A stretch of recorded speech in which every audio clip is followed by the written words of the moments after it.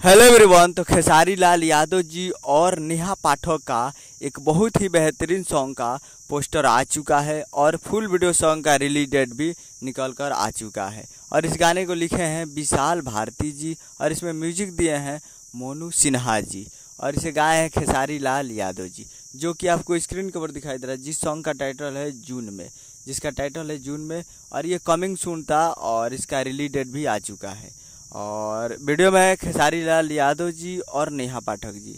इस video song में fit में है नेहा पाठक जी और ये खेसारी लाल यादव जी लाइव आए थे और लाइव में ये बताया कि ये जून में गाना को रिलीज़ किया जाएगा 30 तारीख को। 30 तारीख को, जी हाँ 30 तारीख को, कल नहीं परसों इसको रिलीज़ किया जाएगा 30 तारीख को और फुल वीडियो सॉन्ग में रिलीज़ किया जाएगा। और काफ़ी बेहतरीन सॉन्ग है, खुद खेसारी लाल यादव जी बताएं, आप सुनिएगा तो मज़ा आएगा। तो ये अपडेट था, आपको बताएं, आपको मज़ा आया हो तो हमारे चैनल को सब्सक्राइब बेल आइकन प्रेस करते हैं कि खेसारी लाल यादव जी के लेटेस्ट न्यूज़ लाते रहे और वीडियो को लाइक कीजिए। मिलता है अगले वीडियो में, तब तक जय हिंद जय भोजपुरी।